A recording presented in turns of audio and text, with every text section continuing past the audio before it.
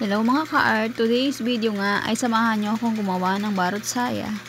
At samahan nyo na rin akong sumayaw. At dito nga ay nag-pattern na tayo sa manikin. Pagkatapos noon ay nag-cut na rin tayo ng tela na para sa top. Yes po, sa manikin ko nga po pala pinattern ng aking damit. Hindi ko nga sana ito lalagyan ng lining. Ngunit ng aking subukang isuot ay kita pala ang aking kaluluwa. Kaya naman, dali-dali akong humugot ng lining sa aparador. Ay, wala nga pala kaming aparador.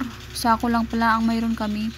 Kaya naman, dali-dali akong humugot ng ritasong kulay nude. At dito nga ay inilapat ko na sa manikin. At mukhang lapat na lapat naman nga sa katawan ng manikin. At ito ang manikin na ito ay sa aking boss. Ginamit ko muna habang nandito pa sa bahay. At matapos ko nga ilapat sa manikin at sa tingin ko ay okay na, dito ko naman pinagpaplansya.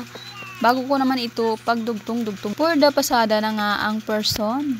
Top pa nga lang yan, pero parang ang tagal-tagal ko nang ginagawa. First day ko nga yan ginagawa at minamadali ko nang matapos. Dahil bago mag alas 5 ng Friday, ay kailangan ko nang masuot at nang makapag-video na ako nang may ma-send na ako sa aming teacher. At dito nga ay gumagawa ako ng Pilipiniana na walang patigas. Oo, walang patigas.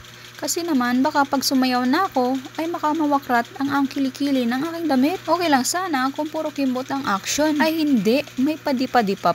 At dito, ay tapos ko nang ilapat ng ating sleeves. Hay nako naman, ang haba pala ng pagkakabideo ng paggawa ng sleeves. Nauubusan na ako ng masasabi. At habang ako ay nagtatahi, nagla-live din nga pala ako sa Popo.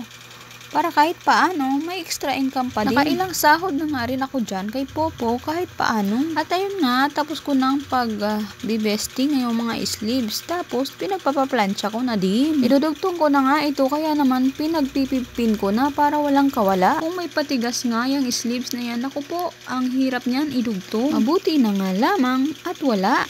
At patapos na nga ang paggawa ko ng top. Yun, palda naman. Buo na nga ang palda na yan. Dahil galing yan dun sa nakaraang ni-repair ko, pinatanggal ng client kasi nga medyo matigas. At dito nga ay for the finishing na ang person, patapos na siya. Opo, marunong din nga po pala akong mag-finish ng gown.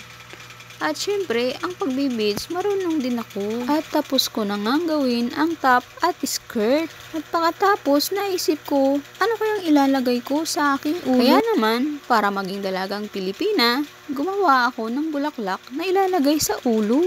Sinyering ko nga muna ang bulaklak na yan, tapos hindi ko na dinilyo.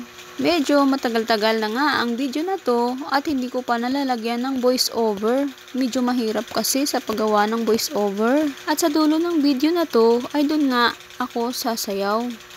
Bawal mag-react ng kung ano-ano. Mas mabuti pa sigurong matulog na lang kayo. Kung bakit ko nasabi na matulog na lang kayo, panoorin nyo na lang hanggang dulo. Mahirap talagang gumawa ng video kung ang may hawak ng camera ay tawa ng tawa. Kaya mas pipiliin mo na lang tumingin sa semento. Sabayan pa ng anak mo na iyak ng iyak kasi gustong sumali sa video. Papawisan ka nga ng malala habang paulit-ulit kang gumagawa ng video dahil nagkakamali ka at sayaw ka nga ng sayaw paulit-ulit. At ito na nga, tapos ko nang nabuo ang lahat.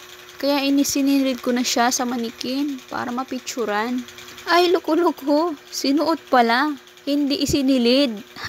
Hindi man ako ganun kagaling gumawa ng damit. At least, may masusuot na ako. At bago ang lahat, nagpicture-picture na nga ako bago ako sasayaw.